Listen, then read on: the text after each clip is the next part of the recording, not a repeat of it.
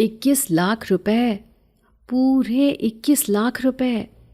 मामू की आवाज़ में जो लर्ज़ा खेज़ खुशी थी वो मेरे कानों में पिघले हुए शीशे की तरह उतर रही थी, और मैं कमरे के दूसरे कोने में पर्दे के पीछे छुपी अपनी बेजान ज़बान को दांतों तले कुचल रही थी कि शायद दर्द की शिद्दत से कोई चीख निकल जाए। मगर मेरी तकदीर की तरह मेरा गला भी वीरान था, जहाँ अल्फाज नहीं सिर्फ घुटन बसेरा करती थी।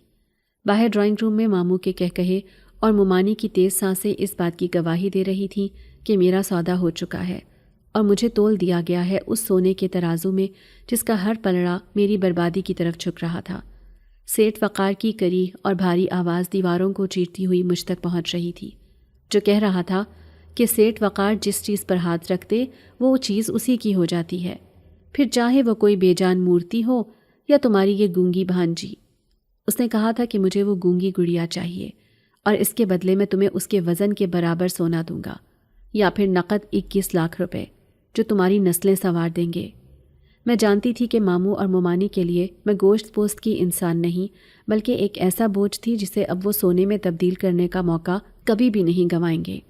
मेरा नाम परीज़ाद था, मगर मेरी ज़िंदगी किसी बदसूरत ख्वाब से कम नहीं थी, क्योंकि खुदा ने मुझे हुस्न तो बेपनाह दिया था मगर आवाज़ छीन ली थी, और मैं अपनी बड़ी बड़ी आँखों से सिर्फ दुनिया का जुल्म देख सकती थी, बोल नहीं सकती थी। मेरे माँ बाप के मरने के बाद मैं इस हवेली नुमा घर में एक मुलाजमा से बदतर ज़िंदगी गुजार रही थी, जहाँ मुझे पेट भर खाने के ताने और ज़िंदा रहने की सज़ाएं दी जाती थी।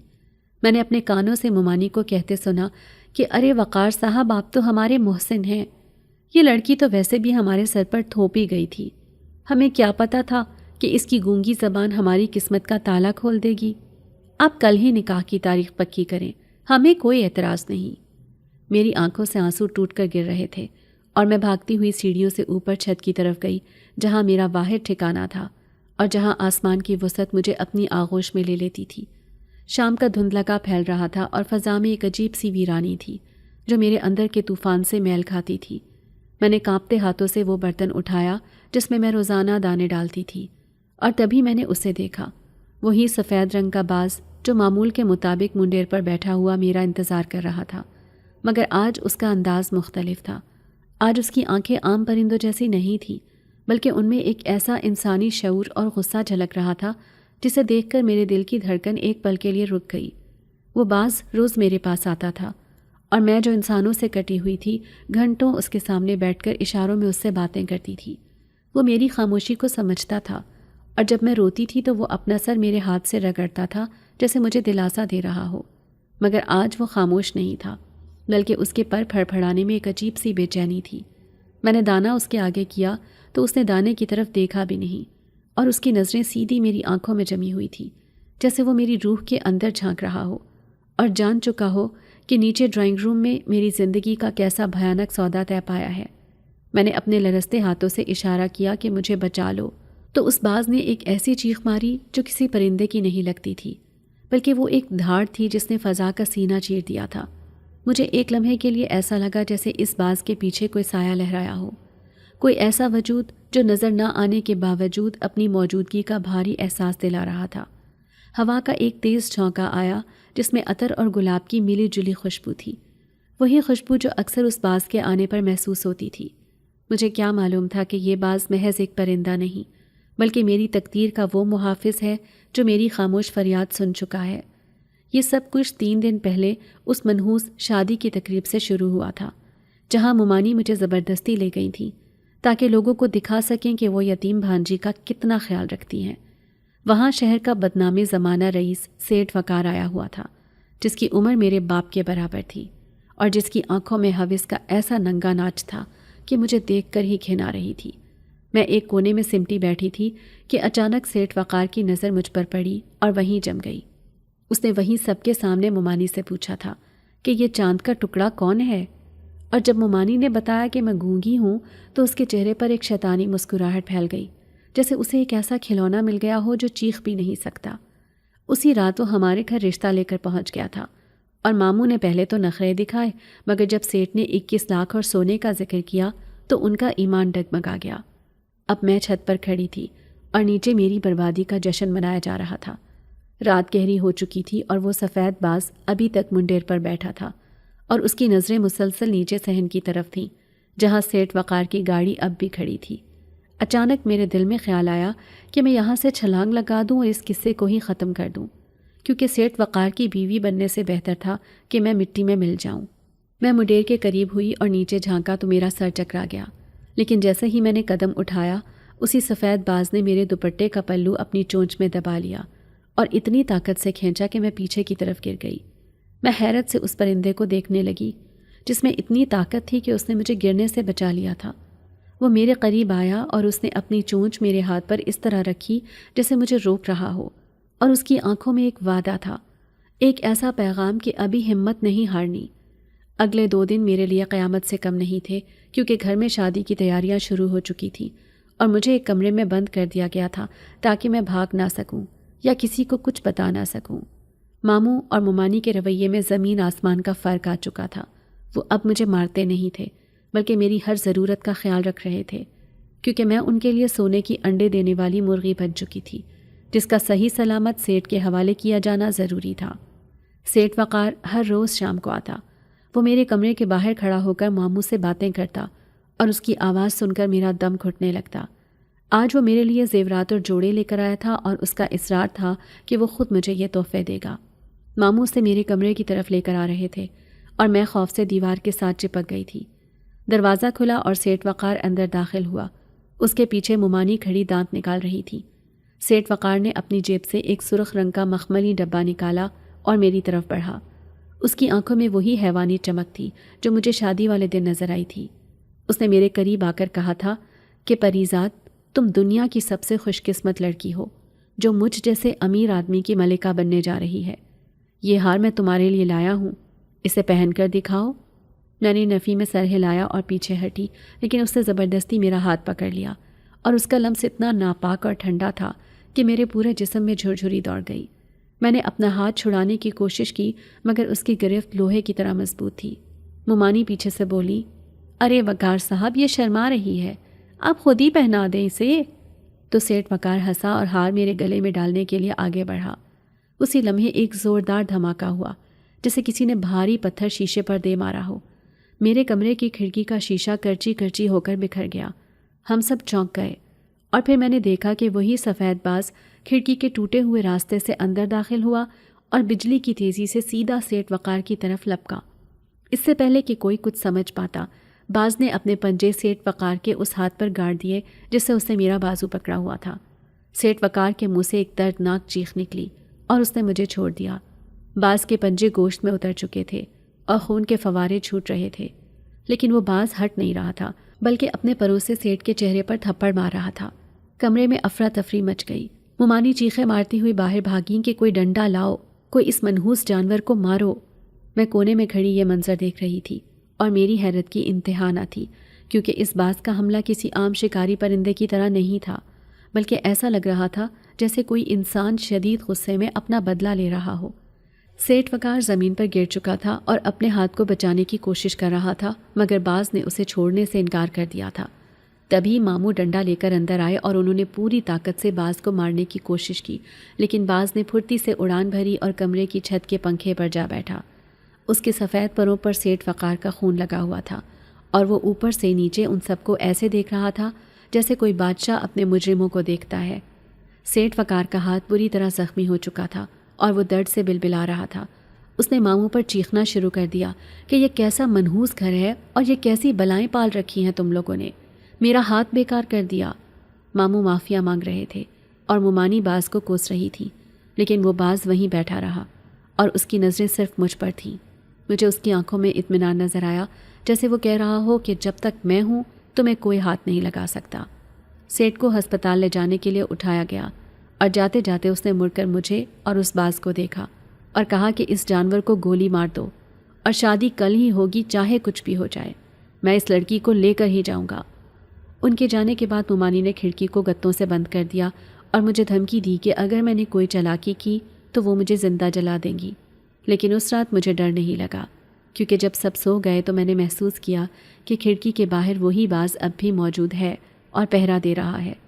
وہ رات میری زندگی کی سب سے عجیب رات تھی، کیونکہ ہواؤں میں سرگوشیاں تھیں اور مجھے بار بار ایسا لگتا تھا جیسے کوئی میرے کان میں کہہ رہا ہو کہ ڈرو مت پریزاد، تم اکیلی نہیں ہو۔ مجھے نہیں معلوم تھا کہ یہ باز کون ہے اور اس کا مجھ سے کیا رشتہ ہے، لیکن اتنا یقین تھا کہ یہ کوئی عام پرندہ نہیں ہے۔ اگلی صبح مہندی کی رسم تھی اور گھر میں رشتہ داروں کا ہجوم تھا، لیکن ماحول میں ایک عجیب سا خوف بھی تھا جو کل کے واقعے کی وجہ سے پھیلا ہوا تھا۔ ماموں نے گھر کے چاروں طرف پہرے دار بٹھا دیے تھے اور خاص طور پر ہدایت کی تھی کہ کوئی بھی پرندہ گھر کے اندر نہ آنے پائے۔ مجھے تیار کر کے کمرے میں بٹھا دیا گیا تھا اور میرے ہاتھوں پر مہندی لگائی جا رہی تھی، مگر میرا دل کسی انہونی کے خوف سے ڈوب رہا تھا۔ مہندی لگانے والی عورتیں آپس میں گھسر پھسر کر رہی تھیں کہ سیٹھ وقار بہت ظالم آدمی ہے، اس گونگی لڑکی کی زندگی برباد ہو جائے گی۔ شام گہری ہو رہی تھی اور مہندی کی رسم شروع ہونے والی تھی کہ اچانک میرے کمرے کی لائٹ جل بجھ ہونے لگی۔ پہلے تو مجھے لگا شاید وولٹیج کا مسئلہ ہے، لیکن پھر کمرے میں ایک دم سے اندھیرا چھا گیا اور اسی اندھیرے میں مجھے وہی جانی پہچانی عطر اور گلاب کی خوشبو آئی۔ میں اپنی جگہ سے اٹھی تو میرے پاؤں کسی چیز سے ٹکرائے۔ میں نے موبائل کی ٹارچ جلائی تو دیکھا کہ فرش پر ایک خوبصورت سنہری ڈبی پڑی ہے جو ابھی وہاں نہیں تھی۔ میرا دل زور زور سے دھڑکنے لگا۔ میں نے ڈرتے ڈرتے وہ ڈبی اٹھائی اور اسے کھولا۔ اس کے اندر کوئی زیور نہیں تھا، بلکہ ایک کاغذ کا ٹکڑا تھا جو طے کیا ہوا تھا۔ میں نے اسے کھولا تو میرے پیروں تلے زمین نکل گئی، کیونکہ وہ رکا سرخ روشنائی سے نہیں بلکہ خون سے لکھا ہوا تھا، اور اس پر تحریر تھا، تمہاری قیمت 21 لاکھ نہیں، تم انمول ہو میری جان، میں آ رہا ہوں، تمہارا محافظ شاہویز۔ میں نے نام پڑھا تو میرے ذہن میں جھماکا ہوا، یہ شاہویز کون ہے اور یہ خون کس کا ہے؟ ابھی میں اسی خوف اور حیرت میں گم تھی کہ کمرے کا دروازہ زور سے کھلا اور ممانی اندر داخل ہوئی۔ ان کے ہاتھ میں شمع تھی اور ان کا چہرہ غصے سے بگڑا ہوا تھا۔ انہوں نے میرے ہاتھ میں کاغذ دیکھا تو جھپٹ لیا اور پڑھنے کی کوشش کی، مگر کاغذ پر لکھے الفاظ غائب ہو چکے تھے، جیسے وہاں کچھ لکھا ہی نہیں تھا۔ ممانی نے مجھے گھور کر دیکھا اور کہا، کیا چھپا رہی ہو تم؟ لیکن میں نے خالی نظروں سے انہیں دیکھا۔ باہر ڈھول کی تھاپ میرے دل کے ڈوبتے ہوئے ارمانوں کا ماتم کر رہی تھی، اور میرے ہاتھ میں موجود وہ پراسرار رقعہ ممانی کی نظروں سے غائب ہو چکا تھا، مگر اس پر لکھے ہوئے الفاظ میرے ذہن پر نقش ہو چکے تھے کہ تم انمول ہو اور میں آ رہا ہوں، تمہارا محافظ شاہویز۔ ممانی نے میرے خالی ہاتھوں کو ایک بار پھر شک کی نگاہ سے دیکھا اور پھر میرے بازو کو جھنجھوڑتے ہوئے بولی، ارے کمبخت، کیا خواب دیکھ رہی ہے؟ نیچے تیرا دلہا انتظار کر رہا ہے اور تو یہاں ڈرامے کر رہی ہے۔ چل اٹھ جلدی کر، اگر تو نے نیچے کوئی تماشا کرنے کی کوشش کی تو یاد رکھنا میں تیری بوٹیاں کر کے چیل کھووں کو ڈال دوں گی۔ ان کی آواز میں وہ زہر تھا جس نے میری روح تک کو نیلا کر دیا تھا، مگر اب میرے دل کے کسی کونے میں خوف کے ساتھ ساتھ ایک عجیب سی امید بھی جاگ اٹھی تھی کہ شاید کوئی ہے جو اس اندھیرے میں میری ڈھال بن کر کھڑا ہے۔ مجھے زبردستی کھینچتے ہوئے نیچے لایا گیا، جہاں حویلی کا ہال روشنیوں سے جگمگا رہا تھا اور ہر طرف مہمانوں کا شور تھا، مگر ان سب کے چہروں پر خوشی کے بجائے ایک سہما ہوا تاثر تھا، کیونکہ سیٹھ وقار اپنے زخمی ہاتھ کے ساتھ صوفے پر بیٹھا ہوا تھا اور اس کی آنکھیں بار بار ادھر ادھر گھوم رہی تھی، جیسے وہ کسی دشمن کا انتظار کر رہا ہو۔ مجھے اسٹیج پر لا کر بٹھا دیا گیا اور سیٹھ وقار نے مجھے دیکھتے ہی ایک مکروہ کہکہا لگایا اور بلند آواز میں کہا، دیکھا، آخر کار یہ چڑیا میرے پنجرے میں آ ہی گئی۔ میں نے کہا تھا نا کہ وقار جو چاہتا ہے وہ حاصل کر لیتا ہے، چاہے آسمان سے بلائیں نازل ہوں یا زمین پھٹ جائے۔ ماموں جلدی سے آگے بڑھے اور خوشامدانہ لہجے میں بولے، ارے سیٹھ صاحب، آپ تو بادشاہ ہیں، یہ بچی تو آپ کی لونڈی ہے، آپ بس حکم کریں، نکاح خواں آ چکے ہیں، ہم تو بس آپ کی رضا کے منتظر ہیں۔ نکاح خواں نے رجسٹر کھولا اور کارروائی شروع ہوئی۔ سیٹھ وقار نے اپنی بھاری اور روبدار آواز میں 3 بار قبول ہے کہا اور پھر سب کی نظریں مجھ پر جم گئیں۔ مولوی صاحب نے میری طرف رخ کیا اور پوچھا، بی بی کیا آپ کو یہ نکاح قبول ہے؟ حویلی میں موت جیسی خاموشی چھا گئی، کیونکہ سب جانتے تھے کہ میں بول نہیں سکتی۔ ممانی میرے پیچھے کھڑی تھی اور انہوں نے میرے کندھے پر اپنی انگلیاں سختی سے گاڑ دیں اور میرے کان میں سرگوشی کی کہ سر ہلاؤ، جلدی کرو ورنہ یہیں گردن مروڑ دوں گی۔ میں نے اپنی آنکھیں بند کر لیں اور میرے بند ہونٹوں کے پیچھے ایک چیخ مچل رہی تھی جو باہر نہیں آ سکتی تھی۔ میرا دل اندر سے چیخ رہا تھا کہ نہیں، مجھے قبول نہیں ہے، مجھے بچا لو۔ ممانی نے میرے سر کو زبردستی پکڑ کر ہلانے کی کوشش کی ہی تھی کہ اچانک ہال کے فانوس زور زور سے ہلنے لگے، روشنی جلنے بجھنے لگی اور باہر سے ہواؤں کا ایسا شور اٹھا جیسے کوئی طوفان دروازے پر دستک دے رہا ہو۔ مولوی صاحب گھبرا کر رک گئے اور سیٹھ وقار غصے سے چلایا، یہ کیا تماشا ہے؟ جنریٹر چلاؤ، اندھیرا کیوں ہو گیا؟ ابھی اس کا جملہ مکمل بھی نہیں ہوا تھا کہ ایک زوردار دھماکہ ہوا اور حویلی کا مرکزی دروازہ ٹوٹ کر فرش پر جا گرا۔ تیز آندھی ہال کے اندر داخل ہوئی جس نے مہمانوں کو اپنی جگہ سے ہلا دیا اور پردے اڑنے لگے۔ اسی طوفانی ہوا کے ساتھ وہی جانی پہچانی عطر اور گلاب کی خوشبو پھیلی جس نے بارود اور خوف کی بو کو دبا دیا۔ پورے ہال میں گھپ اندھیرا چھا گیا، صرف بجلی کی کڑک سے ہال روشن ہو رہا تھا۔ سب لوگ چیخنے لگے مگر پھر ہال کے وسط میں 2 سرخ انگارے چمکے جو کسی جانور کے نہیں بلکہ کسی غضبناک وجود کی آنکھیں تھیں۔ سیٹھ وقار نے پستول نکال لیا اور اندھیرے میں چیخا، کون ہے وہاں؟ سامنے آؤ، میں تمہیں بھون کر رکھ دوں گا۔ تبھی اندھیرے سے ایک ایسی گرجدار اور بھاری آواز آئی جس نے حویلی کی دیواروں کو لرزا دیا۔ اپنی موت کو پہچان وقار، تو نے ایک معصوم کلی کو مسلنے کی کوشش کی ہے، اور جس چیز کی حفاظت شاہویز کرے اس کی طرف میلی آنکھ اٹھانے والے کی آنکھیں نوچ لی جاتی ہیں۔ بجلی کڑکی اور روشنی کے ایک بڑے دھماکے کے ساتھ لاؤنج کے بیچوں بیچ ایک دیو ہیکل اور روبدار شخص نمودار ہوا۔ وہ عام انسان نہیں لگ رہا تھا، اس کا قد عام لوگوں سے کہیں زیادہ تھا۔ اس کے لمبے سیاہ بال ہوا میں اڑ رہے تھے اور اس کا لباس شاہانہ تھا، مگر اس کا چہرہ غصے سے تمتما رہا تھا۔ یہ وہی تھا جسے میں نے باز کے روپ میں دیکھا تھا، یہ شاہویز تھا۔ ماموں خوف سے کانپتے ہوئے بولے، تم کون ہو اور یہاں کیا کرنے آئے ہو؟ یہ ہمارا خاندانی معاملہ ہے، نکل جاؤ یہاں سے۔ شاہویز نے ایک نظر ماموں پر ڈالی اور اس کی آواز میں حقارت تھی۔ خاندانی معاملہ؟ تم نے اپنی ہی بھانجی کا سودا کیا، ایک ہیرے کو پتھروں کے بھاؤ بیچا، شرم نہیں آئی تمہیں؟ تم انسان کہلانے کے لائق نہیں۔ سیٹھ وقار نے غصے میں آ کر گولی چلا دی۔ گولی سیدھی شاہویز کے سینے کی طرف گئی۔ میں خوف سے چیخنا چاہتی تھی کہ نہیں، مگر جو منظر میں نے دیکھا اس نے سب کو پتھر کا کر دیا۔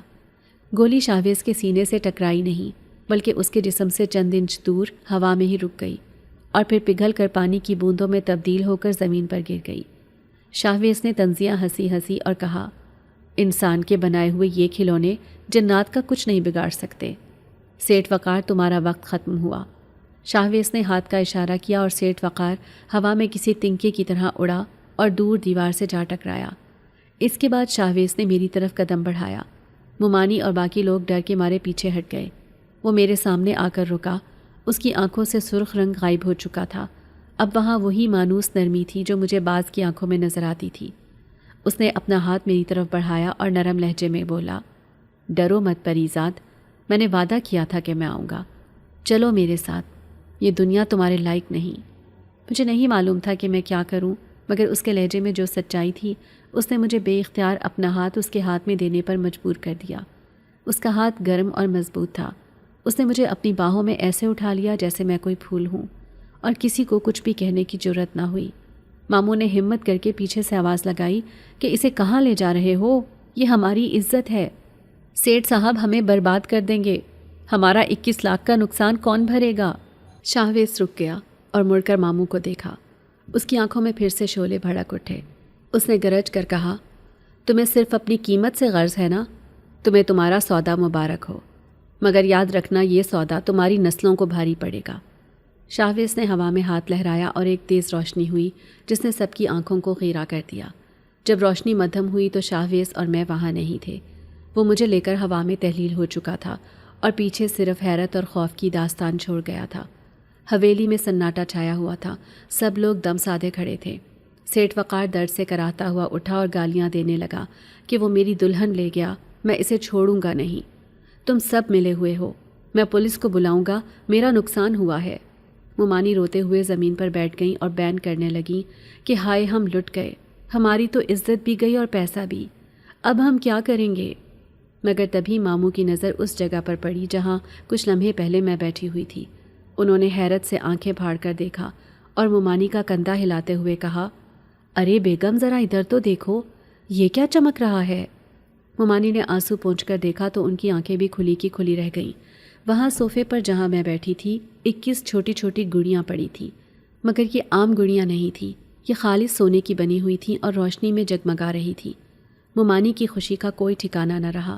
وہ جھپٹ کر آگے بڑھیں اور ایک گڑیا کو اٹھا کر دانتوں سے پرکھا، پھر پاگلوں کی طرح ہنسنے لگیں۔ ارے یہ تو سونا ہے، خالص سونا! ہائے وہ جن تو سچ میں سونا دے گیا، یہ تو 21 لاکھ سے بھی کہیں زیادہ کا مال ہے۔ ماموں نے جلدی سے باقی گڑیاں بھی سمیٹنا شروع کر دی۔ سیٹھ وقار جو ابھی تک غصے میں تھا، سونا دیکھ کر اس کی آنکھوں میں بھی لالچ آ گیا۔ وہ آگے بڑھا اور بولا، یہ مال میرا ہے کیونکہ سودا مجھ سے ہوا تھا۔ لڑکی میری تھی تو اس کا بدلہ بھی میرا ہے۔ ماموں نے فوراً گڑیاں اپنی چادر میں چھپا لی اور سینہ تان کر بولے، کیسا سودا سیٹھ صاحب، لڑکی تو آپ کو ملی نہیں، شادی تو ہوئی ہی نہیں، تو یہ سونا کیسا؟ یہ تو ہمارے گھر کی برکت ہے، اور ویسے بھی وہ جن ہمیں دے کر گیا ہے۔ آپ تو اپنی جان بچائیں کہیں وہ واپس نہ آ جائے۔ سیٹھ وقار نے دانت پیس کر کہا، ٹھیک ہے، رکھ لو یہ سونا، مگر یاد رکھنا میں اپنا حساب ضرور لوں گا۔ وہ لنگڑاتا ہوا اپنے محافظوں کے ساتھ وہاں سے چلا گیا۔ مہمان بھی ڈر کے مارے کھسک گئے اور حویلی میں صرف ماموں اور ممانی رہ گئے۔ ممانی نے کانپتے ہاتھوں سے وہ 21 سونے کی گڑیاں گنی اور ان کے چہرے پر خوف کی جگہ ایک شیطانی مسکراہٹ نے لے لی۔ انہوں نے ماموں سے کہا، ارے سنیے، ہم تو خامخواہ ڈر رہے تھے، وہ جن تو بڑا سخی نکلا۔ دیکھو تو صحیح کتنی پیاری گڑیاں ہیں، اور ہر گڑیا کم از کم 10 تولے کی تو ہوگی، ہماری تو 7 نسلیں بیٹھ کر کھائیں گی۔ ماموں بھی خوشی سے نہال تھے۔ انہوں نے کہا، جلدی کرو، دروازے بند کرو اور انہیں تجوری میں رکھ دو، کسی کو کانو کان خبر نہ ہو، کل صبح ہی شہر جا کر انہیں بیچیں گے اور نئی کوٹھی لیں گے۔ وہ دونوں میاں بیوی جلدی جلدی وہ گڑیاں اٹھا کر اندر کمرے کی طرف بھاگے اور اپنی بڑی لوہے کی تجوری میں رکھ کر تالا لگا دیا۔ وہ اتنے خوش تھے کہ انہوں نے غور ہی نہیں کیا کہ ان گڑیوں کے چہرے عام گڑیوں جیسے نہیں تھے، بلکہ ان کے ہونٹوں پر ایک عجیب سی طنزیہ اور پراسرار مسکراہٹ تھی، اور ان کی آنکھیں بند ہونے کے باوجود ایسا لگ رہا تھا جیسے وہ سب کچھ دیکھ رہی ہوں۔ رات کے اس پہر حویلی میں پھر سے سناٹا چھا گیا تھا۔ ماموں اور ممانی اپنی دولت کے نشے میں چور ہو کر سو گئے۔ میں نے اپنی زندگی میں کبھی ہوائی جہاز کا سفر نہیں کیا تھا، مگر آج میں ہواؤں کے کندھے پر سوار تھی، اور میرے نیچے پوری دنیا کسی کھلونے کی طرح بکھری ہوئی نظر آ رہی تھی۔ شاہویز کے مضبوط بازو میرے گرد ایک حصار کی طرح تھے، اور ہم بادلوں کو چیرتے ہوئے کسی نامعلوم منزل کی طرف رواں دواں تھے۔ ہوا کا دباؤ اتنا زیادہ تھا کہ مجھے اپنی سانس رکتی ہوئی محسوس ہو رہی تھی، مگر شاہویز کے جسم سے نکلنے والی حرارت مجھے ایک عجیب سا سکون دے رہی تھی، جیسے وہ کہہ رہا ہو کہ جب تک میں تمہارے ساتھ ہوں، کائنات کی کوئی طاقت تمہیں نقصان نہیں پہنچا سکتی۔ کچھ دیر بعد ہم ایک ایسی وادی میں اترے جہاں کی زمین سرخ رنگ کی تھی، اور وہاں کا چاند ہماری دنیا کے چاند سے کہیں زیادہ بڑا اور روشن تھا۔ یہ جگہ وادی عقیق تھی، جہاں ہر پتھر ہیرے کی طرح چمک رہا تھا، اور فضا میں ایک مدھر سی موسیقی گونج رہی تھی۔ شاہویز نے مجھے زمین پر اتارا تو میں لڑکھڑا گئی۔ اس نے فوراً مجھے تھام لیا اور میری آنکھوں میں جھانکتے ہوئے بولا، پریزاد، یہ میری دنیا ہے، جہاں لالچ اور دھوکے کا کوئی گزر نہیں۔ یہاں تم میری ملکہ ہو اور میں تمہارا خادم۔ میں حیرت سے چاروں طرف دیکھ رہی تھی، جہاں عجیب و غریب پرندے اڑ رہے تھے، جن کے پر شیشے کے بنے لگتے تھے، اور پھولوں سے روشنی پھوٹ رہی تھی۔ میں نے اشارے سے اس سے پوچھا کہ تم مجھے یہاں کیوں لائے ہو؟ تو وہ مسکرایا، اور اس کی مسکراہٹ میں صدیوں کی اداسی اور محبت کھلی ہوئی تھی۔ وہ بولا، کیونکہ میں تمہیں ان گدھوں سے دور رکھنا چاہتا تھا جو ہیرے کی قدر نہیں جانتے۔ وہ تمہیں پتھر سمجھتے تھے، مگر میرے لیے تم کائنات کا سب سے نایاب جوہر ہو۔ شاہویز مجھے ایک شفاف جھیل کے کنارے لے گیا جس کا پانی نیلم کی طرح نیلا تھا اور اس میں سے بھاپ اٹھ رہی تھی۔ وہ ایک سنہری پیالہ بھر کر لایا اور میرے ہونٹوں کے قریب کر دیا۔ میں نے جھجکتے ہوئے اسے دیکھا تو اس نے کہا، پی لو پریزاد، یہ آب شفا ہے، یہ تمہارے زخموں کا مرہم ہے اور تمہاری خاموش فریاد کا جواب ہے۔ مجھ پر بھروسہ رکھو اور پی جاؤ۔ میں نے کانپتے ہاتھوں سے وہ پیالہ تھاما اور ایک گھونٹ بھرا۔ پانی حلق سے نیچے اترتے ہی مجھے ایسے لگا جیسے میرے گلے میں آگ لگ گئی ہو۔ میں نے تکلیف سے اپنا گلا پکڑ لیا اور کھانسنے لگی۔ شاہویز نے پریشانی سے میرا شانہ ہلایا اور کہا، ہمت کرو پریزاد، یہ درد تمہاری زنجیریں ٹوٹنے کا درد ہے، کوشش کرو، بولو، کچھ بولو۔ میں نے منہ کھولا تو صرف ہوا نکلی، مگر پھر اچانک میرے اندر سے ایک آواز ابھری جو میرے لیے اجنبی تھی مگر وہ میری اپنی تھی۔ میں نے بڑی مشکل سے پہلا لفظ ادا کیا، شاہویز۔ میری آواز سن کر میں خود سکتے میں آ گئی۔ یہ آواز کانپتی ہوئی تھی، کمزور تھی، مگر یہ میری اپنی آواز تھی۔ میں نے دوبارہ کوشش کی اور روتے ہوئے کہا، میں بول سکتی ہوں۔ شاہویز کی آنکھوں میں آنسو آ گئے۔ اس نے میرا ماتھا چوما۔ ہاں میری جان، تم بول سکتی ہو، تمہاری خاموشی کا دور ختم ہوا، آج سے تمہاری ہر بات حکم ہوگی اور میں اس کی تعمیل کروں گا۔ میں پھوٹ پھوٹ کر رو پڑی۔ یہ خوشی کے آنسو تھے جو سالوں کی گھٹن کے بعد بہہ رہے تھے۔ میں نے اسے گلے لگا لیا اور ہم دیر تک وہیں خاموش کھڑے رہے جہاں صرف میری سسکیوں کی آواز تھی۔ کچھ دیر بعد جب میں سنبھلی تو مجھے اچانک ماموں اور ممانی کا خیال آیا۔ میں نے شاہویز سے کہا کہ مجھے گھر والوں کی فکر ہو رہی ہے، پتہ نہیں وہ کس حال میں ہوں گے۔ شاہویز کے چہرے پر ایک طنزیہ مسکراہٹ آ گئی۔ اس نے کہا، فکر مت کرو، وہ بہت خوش ہیں اپنی کمائی کے ساتھ، مگر چلو میں تمہیں دکھاتا ہوں کہ لالچ انسان کے ساتھ کیا کرتا ہے۔ وہ مجھے ایک بڑے سے حوض کے پاس لے گیا جس کا پانی آئینے کی طرح ساکت تھا۔ اس نے پانی پر ہاتھ پھیرا اور کہا، دیکھو پریزاد، دیکھو ان لوگوں کا انجام جنہوں نے تمہیں بیچا۔ پانی میں ارتعاش پیدا ہوا اور پھر اس میں ایک فلم کی طرح منظر ابھرنے لگا۔ یہ میری حویلی کا منظر تھا اور جو کچھ میں نے دیکھا اس نے میری رونگٹے کھڑے کر دیے۔ رات کے 12 بج رہے تھے اور ماموں اور ممانی اپنے کمرے میں گہری نیند سو رہے تھے۔ اچانک وہ بڑی تجوری جس میں انہوں نے سونے کی گڑیاں رکھی تھیں خود بخود ہلنے لگی۔ اس کے اندر سے کھڑکھڑانے کی آوازیں آ رہی تھی جیسے کوئی باہر نکلنے کے لیے بے تاب ہو۔ پھر تجوری کا بھاری دروازہ ایک دھماکے سے کھلا اور وہ 21 سونے کی گڑیاں باہر لڑک گئیں، لیکن اب وہ گڑیاں نہیں تھیں۔ ان کا سائز بڑا ہونا شروع ہو گیا اور دیکھتے ہی دیکھتے وہ بدصورت بونوں اور چڑیلوں میں تبدیل ہو گئیں جن کے دانت سوئیوں کی طرح نوکیلے تھے اور ان کی آنکھیں انگاروں کی طرح دہک رہی تھیں۔ میں خوف سے چیخ پڑی اور شاہویز کا بازو پکڑ لیا، مگر اس نے کہا، دیکھتی جاؤ، یہ ان کے اپنے اعمال ہیں۔ وہ بلائیں ممانی کے بستر کے گرد گھرا ڈال کر کھڑی ہو گئی اور ان کے منہ سے عجیب سی وسوسہ انگیز آوازیں نکلنے لگیں جو کسی جانور کی نہیں بلکہ کسی بھٹکی ہوئی روح کی لگتی تھیں۔ ایک چڑیل ممانی کے کان کے پاس جھکی اور اس نے میرے رونے کی آواز نکالی، بالکل ویسی ہی جیسی میں بچپن میں مار کھا کر روتی تھی۔ ممانی ہڑبڑا کر اٹھ بیٹھی اور چیخ ماری، کون ہے؟ مگر انہیں وہاں کوئی نظر نہیں آیا کیونکہ وہ بلائیں عام انسانی آنکھ سے اوجھل تھیں۔ وہ صرف ان کے ذہنوں پر اثر کر رہی تھیں۔ ممانی نے ماموں کو جگایا اور کہا، مجھے پری ذات کے رونے کی آوازیں آ رہی ہیں، مجھے بہت ڈر لگ رہا ہے۔ ماموں نے غصے سے کہا، پاگل ہو گئی ہو کیا؟ وہ منحوس لڑکی چلی گئی، اب سو جاؤ، ہمارے پاس سونا ہے، سونا۔ لیکن جیسے ہی وہ دوبارہ لیٹے ان بلاؤں نے ان کی چادر کھینچ لی اور ان کے بالوں کو زور سے جھٹکا دیا۔ اب ماموں بھی ڈر گئے۔ وہ چیخے، کون ہے؟ کمرے میں ان بلاؤں کے کہکہے گونجنے لگے مگر انہیں کچھ دکھائی نہیں دے رہا تھا، بس محسوس ہو رہا تھا کہ کوئی نادیدہ مخلوق انہیں نوچ رہی ہے اور کاٹ رہی ہے۔ وہ دونوں میاں بیوی کمرے میں ادھر ادھر بھاگنے لگے مگر دروازہ باہر سے لاک ہو چکا تھا۔ وہ جانوروں کی طرح دیواروں سے ٹکرا رہے تھے اور وہ بلائیں ان کے اوپر چڑھ کر ناچ رہی تھیں۔ منظر بدلا اور اگلی صبح کا سین سامنے آیا۔ ماموں اور ممانی کی آنکھیں سوجی ہوئی تھیں اور کپڑے پھٹے ہوئے تھے۔ انہوں نے ڈرتے ڈرتے تجوری کھولی تو وہاں واپس وہی خوبصورت سونے کی گڑیاں پڑی تھیں۔ ان کی آنکھوں میں پھر سے لالچ آ گیا۔ ممانی نے کہا، شاید ہمیں وہم ہوا تھا، دیکھو سونا تو وہیں ہے، چلو اسے بیچ کر آتے ہیں۔ وہ دونوں جلدی سے تیار ہو کر شہر کے سب سے بڑے سونار کے پاس پہنچے۔ میں حوض کے پانی میں دیکھ رہی تھی کہ سونار نے جب وہ گڑیاں کسوٹی پر رکھیں تو اس کی آنکھیں پھٹی کی پھٹی رہ گئیں۔ اس نے کہا، ارے یہ کیا مذاق ہے، تم لوگ میرا وقت ضائع کرنے آئے ہو؟ ماموں نے حیرت سے پوچھا، کیا مطلب؟ یہ خالص سونا ہے۔ سونار نے غصے سے ایک گڑیا اٹھا کر زمین پر ماری اور وہ سونا نہیں بلکہ کالا سیاہ کوئلہ بن کر ٹوٹ گئی۔ ماموں اور ممانی کے پیروں تلے زمین نکل گئی۔ وہ چیخے، نہیں یہ نہیں ہو سکتا، ہم نے خود دیکھا تھا، یہ سونا تھا۔ جیسے ہی انہوں نے کوئلے کے ٹکڑے اٹھائے وہ ان کے ہاتھوں میں سونا بن گئے مگر سونار کو وہ کوئلہ ہی نظر آ رہے تھے۔ سونار نے انہیں دھکے دے کر دکان سے باہر نکال دیا اور کہا کہ پاگل خانے جاؤ۔ وہ دونوں روتے پیٹتے گھر واپس آئے مگر جیسے ہی گھر میں قدم رکھا وہ گڑیاں پھر سے چمکدار سونا بن گئی۔ ماموں نے اپنا سر پیٹ لیا اور ممانی بین کرنے لگی کہ یہ کیسا جادو ہے، یہ کیسا عذاب ہے۔ میں نے شاہویز کی طرف دیکھا اور روتے ہوئے کہا، شاہویز بس کر دو، یہ بہت ہو گیا، وہ میرے اپنے ہیں، انہیں معاف کر دو، وہ مر جائیں گے۔ شاہویز نے سنجیدگی سے کہا، پریزاد رحم دلی اچھی چیز ہے مگر بے وقوفی نہیں، انہوں نے تمہیں جانور سمجھا تھا، اب وہ خود جانوروں والی زندگی گزار رہے ہیں، یہ انصاف ہے۔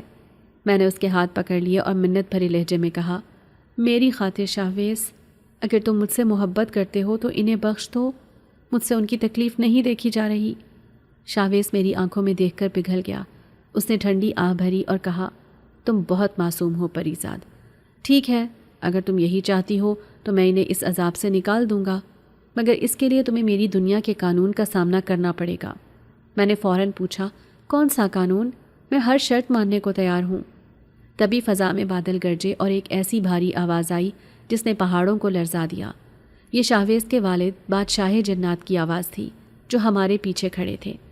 میں مڑی تو دیکھا کہ ایک دیو ہیکل تخت ہوا میں معلق ہے اور اس پر ایک سفید داڑھی والے بزرگ جن بیٹھے ہیں جن کا جلال ایسا تھا کہ آنکھ ملانا مشکل تھا۔ بادشاہ نے گرجدار آواز میں کہا، شاہویز، یہ تم کس انسان زادی کو یہاں لے آئے ہو؟ تم جانتے ہو کہ ہماری دنیا میں انسانوں کا داخلہ ممنوع ہے اور تم اس سے شادی کرنا چاہتے ہو؟ انسان دھوکے باز ہوتے ہیں، ان کی رگوں میں وفا نہیں ہوتی۔ شاہویز نے ادب سے سر جھکایا اور مضبوط لہجے میں کہا، بابا جان، یہ عام انسان نہیں ہے، یہ وفا کی پتلی ہے۔ اس نے ظلم سہا ہے مگر کبھی بد دعا نہیں دی۔ اس کی ضمانت میں دیتا ہوں۔ بادشاہ نے مجھے گھور کر دیکھا اور کہا، لڑکی، اگر تم میرے بیٹے کی رفیقہ حیات بننا چاہتی ہو اور اپنے گھر والوں کی جان بخشی چاہتی ہو تو تمہیں ایک امتحان سے گزرنا ہوگا۔ میں نے کانپتے ہوئے لیکن پرعزم لہجے میں کہا، مجھے منظور ہے بادشاہ سلامت، بتائیے مجھے کیا کرنا ہوگا۔ بادشاہ نے اپنی چھڑی گھمائی اور ہوا میں ایک جنگل کا منظر ابھرا جو بے حد خوفناک اور تاریک تھا۔ بادشاہ نے کہا، یہ طلسماتی جنگل ہے۔ اس کے وسط میں ایک منیل کنول کا پھول کھلتا ہے جو 1000 سال میں صرف ایک بار کھلتا ہے، اور اس کی حفاظت ایسی بلائیں کرتی ہیں جن کا نام سن کر بھی جنات کانپتے ہیں۔ تمہیں اس جنگل میں جانا ہوگا اور سورج ڈھلنے سے پہلے وہ پھول توڑ کر لانا ہوگا۔ اگر تم ناکام ہوئیں تو تم ہمیشہ کے لیے پتھر کی بن جاؤ گی اور تمہارے گھر والے ان بلاؤں کی خوراک بن جائیں گے۔ شاہویز تڑپ اٹھا اور بولا، نہیں بابا جان، یہ ناممکن ہے، انسان وہاں زندہ نہیں رہ سکتا، میں خود جاؤں گا۔ بادشاہ نے ہاتھ اٹھا کر اسے خاموش کر دیا اور کہا، شرط یہ ہے کہ لڑکی خود جائے گی۔ اگر اس کی محبت سچی ہے تو وہ کامیاب ہوگی، ورنہ یہ بھی ان دھوکے باز انسانوں جیسی ہے۔ میں نے شاہویز کا ہاتھ دبایا اور اس کی آنکھوں میں دیکھ کر کہا، شاہویز گھبراؤ مت، میں جاؤں گی۔ میں تمہارے اور اپنے گھر والوں کے لیے کچھ بھی کر سکتی ہوں۔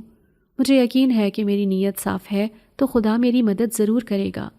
شاہویز نے بے بسی سے مجھے دیکھا اور کہا، پریزاد، تم نہیں جانتی، وہ جگہ موت کا دوسرا نام ہے۔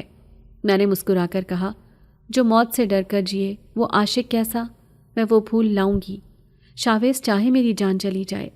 بادشاہ نے ایک خطرناک قہقہا لگایا اور کہا، ٹھیک ہے لڑکی، تمہارا وقت شروع ہوتا ہے اب۔ بادشاہ نے ہوا میں پھونک ماری اور میں نے محسوس کیا کہ میرے پاؤں زمین سے اٹھ رہے ہیں اور میں اسی خوفناک جنگل کی طرف کھنچتی چلی جا رہی ہوں جہاں درختوں کی شاخیں سانپوں کی طرح بل کھا رہی تھیں اور اندھیرے میں ہزاروں سرخ آنکھیں میرا انتظار کر رہی تھیں۔ شاہویز کی آواز دور ہوتی گئی جو چیخ کر کہہ رہا تھا، پریزاد، خیال رکھنا، دھوکے میں مت آنا، وہاں کچھ بھی اصلی نہیں ہے۔ میں ایک ایسے سفر پر روانہ ہو چکی تھی جہاں ہر قدم پر موت تھی، اور میری منزل وہ نیل کنول تھا جو میری اور میرے گھر والوں کی زندگی کی ضمانت تھا۔ لیکن مجھے نہیں معلوم تھا کہ اس جنگل میں میرا مقابلہ کسی درندے سے نہیں بلکہ اپنے ہی خوف اور شاہویز کے ہم شکل بہروپیوں سے ہوگا جو مجھے گمراہ کرنے کے لیے تیار بیٹھے تھے۔ جنگل کی خنک ہوا نے میرے چہرے کو چھوا اور میں نے دل ہی دل میں اللہ کا نام لیا، اور پہلے قدم کے ساتھ ہی جنگل کے دروازے خود بخود بند ہو گئے۔ میرے چاروں طرف کھپ اندھیرا چھا گیا، ایسا اندھیرا جو آنکھوں کو نہیں بلکہ روح کو اندھا کر دیتا ہے۔ طلسمی جنگل کی زمین کسی دلدل کی طرح نرم تھی اور ہر قدم پر میرے پاؤں دھس رہے تھے جیسے زمین مجھے نگلنا چاہتی ہو۔ فضا میں عجیب و غریب چیخیں اور کہکہے گونج رہے تھے جو کبھی میرے دائیں سے آتے اور کبھی بائیں سے، مگر میں نے اپنی نظریں سامنے اس مدھم نیلی روشنی پر جمع تھی جو میلوں دور سے نظر آ رہی تھی۔ مجھے یقین تھا کہ وہی نیل کنول ہے۔ ابھی میں کچھ ہی دور گئی تھی کہ جھاڑیوں میں ہلچل ہوئی اور ایک سایہ میرے سامنے آ کھڑا ہوا۔ میرا دل اچھل کر حلق میں آ گیا، لیکن جب روشنی اس کے چہرے پر پڑی تو میری آنکھیں پھیل گئیں۔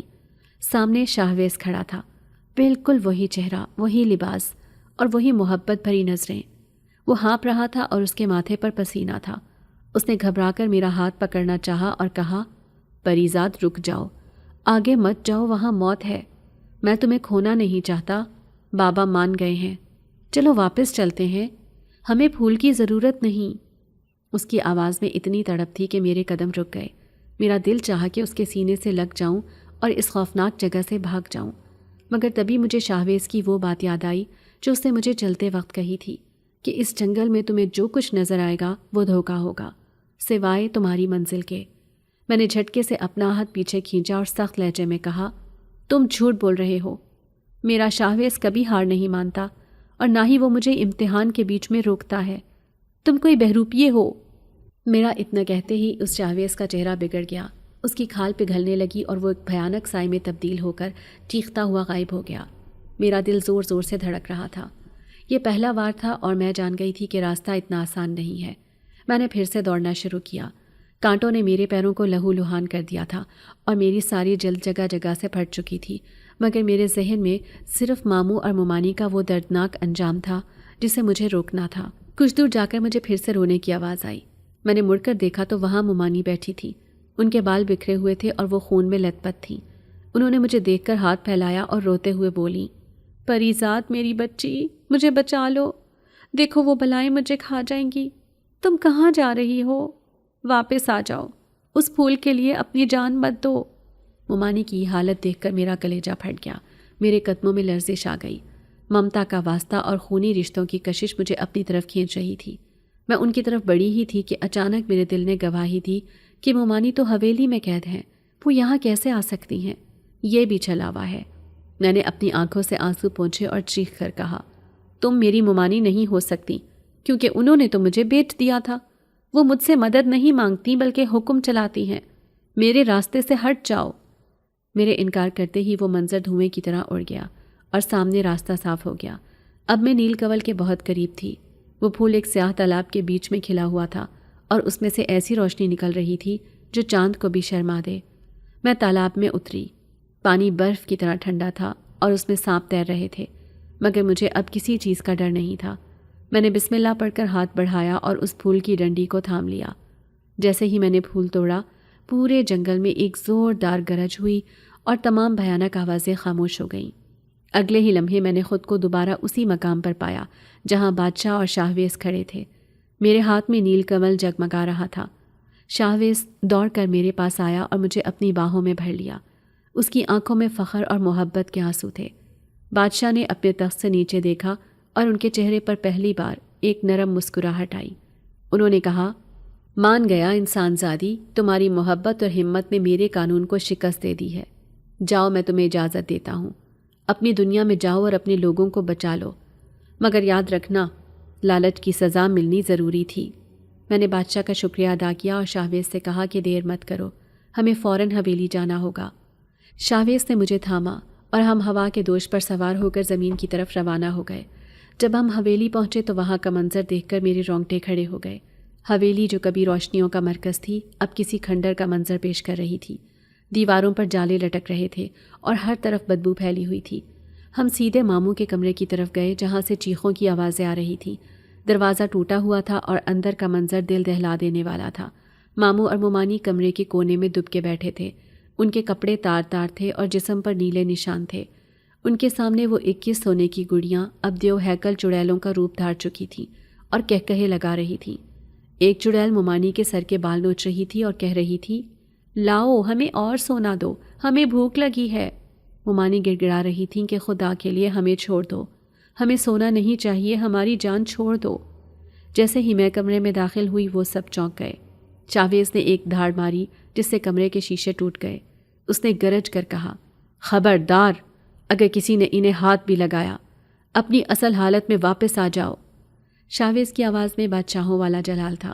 وہ بلائیں سہم گئی اور سمٹ کر دوبارہ چھوٹی چھوٹی سونے کی گڑیوں میں تبدیل ہو کر فرش پر بکھر گئیں۔ ماموں اور ممانی نے جب مجھے دیکھا تو وہ یقین نہیں کر پا رہے تھے۔ ممانی گھٹنوں کے بل رینگتی ہوئی میری طرف آئیں اور میرے قدموں میں گر گئیں۔ وہ پھوٹ پھوٹ کر رو رہی تھیں، پریزاد میری بچی، ہمیں معاف کر دو، ہم اندھے ہو گئے تھے، لالچ نے ہمیں جانور بنا دیا تھا، تم فرشتہ ہو، تم نے ہمیں بچا لیا۔ میں نے جھک کر ممانی کو اٹھایا اور کہا، ممانی جان، میں نے آپ کو معاف کیا، آپ میری ماں جیسی ہیں، انسان سے غلطی ہو جاتی ہے۔ ماموں بھی شرمندگی سے سر جھکائے کھڑے تھے اور ان کی آنکھوں سے آنسو بہہ رہے تھے۔ ماحول میں ایک جذباتی سا سکون چھا گیا تھا، مگر ہمیں نہیں معلوم تھا کہ ابھی ایک آخری طوفان باقی ہے۔ اچانک میرے عقب سے ایک گولی چلنے کی آواز آئی اور دیوار کا پلستر اکھڑ کر میرے چہرے پر گرا۔ ہم سب نے چونک کر دروازے کی طرف دیکھا۔ وہاں سیٹھ وقار کھڑا تھا۔ اس کے ہاتھ میں پستول تھا اور چہرے پر جنون طاری تھا۔ اس کے کپڑے میلے تھے اور وہ کئی دنوں کا بھوکا پیاسا لگ رہا تھا، مگر اس کی آنکھوں میں انتقام کی آگ تھی۔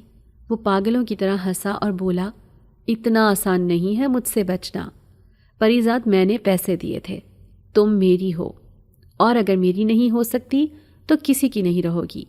شاہویز غصے سے آگے بڑھا مگر سیٹھ نے فوراً بندوق میری طرف تان لی اور کہا، خبردار، اگر تم نے جادو چلانے کی کوشش کی تو میں اس کے بھیجے میں گولی اتار دوں گا، میں مر جاؤں گا مگر اسے بھی لے کر جاؤں گا۔ ماموں چیخے، نہیں وقار صاحب، رک جائیں، ہماری بچی کو چھوڑ دیں، یہ سونا لے لیں، سب لے لیں، مگر اسے مت ماریں۔ سیٹھ وقار نے نفرت سے زمین پر تھوکا اور کہا، مجھے اب سونا نہیں چاہیے، مجھے صرف یہ لڑکی چاہیے یا اس کی لاش۔ اس نے ٹریگر دبایا اور میں نے خوف سے آنکھیں بند کر لیں۔ گولی کی آواز گونجی مگر مجھے کوئی درد محسوس نہیں ہوا۔ میں نے آنکھیں کھولیں تو دیکھا کہ وہ 21 سونے کی گڑیاں جو فرش پر پڑی تھیں اچانک ہوا میں اچھلیں اور ڈھال بن کر میرے آگے آ گئیں۔ گولی سیدھی ان گڑیوں کے بیچ میں لگی۔ گولی لگتے ہی ایک زوردار دھماکہ ہوا اور وہ گڑیاں کسی بم کی طرح پھٹ گئیں۔ ان کے اندر سے پگھلا ہوا کھولتا ہوا سونا لاوے کی طرح نکلا اور سیدھا سیٹھ وقار کے اوپر جا گرا۔ سیٹھ وقار کے منہ سے ایک ایسی دلخراش چیخ نکلی جس نے حویلی کی بنیادیں ہلا دیں۔ گرم سیال سونے نے اسے سر سے پاؤں تک جکڑ لیا تھا۔ وہ تڑپ رہا تھا مگر سونا جمنا شروع ہو چکا تھا۔ وہ چیختا رہا، بچاؤ مجھے، بچاؤ، میں جل رہا ہوں، مگر سونا اس کے جسم پر ایک تہ کی طرح چڑھتا گیا۔ اس کے ہاتھ، پیر، منہ سب سونے میں قید ہو گئے۔ چند ہی لمحوں میں سیٹھ وقار کی چیخیں خاموش ہو گئیں اور وہاں ایک خوفناک مجسمہ کھڑا تھا، ایک ایسا انسان جو زندہ تھا مگر سونے کے خول میں قید ہو چکا تھا۔ اس کی کھلی ہوئی آنکھوں میں اب خوف منجمد تھا۔ شاہویز نے سرد لہجے میں کہا کہ یہ اس کے لالچ کا انعام ہے، یہ ساری عمر سونا مانگتا تھا، اب یہ خود سونا بن گیا ہے، یہ اب قیامت تک اسی طرح رہے گا، نہ جی سکے گا نہ مر سکے گا۔ ماموں اور ممانی یہ منظر دیکھ کر تھر تھر کانپ رہے تھے۔ شاہویز نے ہاتھ لہرا کر باقی بچی ہوئی گڑیوں کو راکھ بنا دیا اور کہا کہ یہ لعنت ختم ہوئی۔ پھر اس نے ماموں کی طرف رخ کیا اور انتہائی سنجیدگی سے کہا، انسان دولت جمع کرنے کے لیے ہیرے بیچ دیتے ہیں، مگر یاد رکھنا، بزرگ سچ کہتے ہیں کہ بیٹی سونا نہیں ہوتی جسے تول کر بیچا جائے، بیٹی تو رحمت ہوتی ہے اور رحمت کی کوئی قیمت نہیں ہوتی۔ اگر آج پری ذات نہ ہوتی تو تمہاری لاشیں بھی نہ ملتی۔ ماموں نے روتے ہوئے ہاتھ جوڑے اور کہا، ہم توبہ کرتے ہیں، ہم نے بہت بڑا گناہ کیا تھا، اللہ ہمیں معاف کرے۔ میں نے آخری بار اپنے گھر کو دیکھا اور ممانی کو گلے لگایا۔ میں اب اس دنیا میں نہیں رہ سکتی تھی۔ میرا ٹھکانہ اب شاہویز کے ساتھ تھا جہاں محبت کی قدر ہوتی تھی۔ میں نے کہا، میں جا رہی ہوں ممانی، مگر وعدہ کریں کہ اب کبھی کسی یتیم کا حق نہیں کھائیں گی۔ ممانی نے روتے ہوئے سر ہلایا۔ شاہویز نے میرا ہاتھ تھاما اور ہم روشنی کے ایک بگولے میں تبدیل ہو کر آسمان کی طرف اڑ گئے اور ہمیشہ کے لیے انسانی دنیا سے اوجھل ہو گئے۔ کہتے ہیں کہ اس واقعے کے بعد ماموں اور ممانی کی زندگی بدل گئی۔ انہوں نے سیٹھ وقار کے اس سونے کے مجسمے کو پولیس کے حوالے کر دیا اور اپنی ساری جائیداد بیچ کر حویلی کو ایک یتیم خانے میں تبدیل کر دیا۔ وہ اب اپنی باقی زندگی یتیم بچیوں کی خدمت میں گزار رہے ہیں اور ہر روز شام کو چھت پر جا کر پرندوں کو دانہ ڈالتے ہیں، اس امید میں کہ شاید ان کی بیٹی انہیں دیکھ رہی ہو۔ سیٹھ وقار کا مجسمہ آج بھی میوزیم کے ایک کونے میں پڑا ہے، جس کے نیچے لکھا ہے لالچ کا انجام، اور لوگ اسے دیکھ کر عبرت پکڑتے ہیں۔ پریزاد اور شاہویز کی کہانی ختم ہو گئی مگر محبت اور وفا کی داستان ہمیشہ زندہ رہے گی۔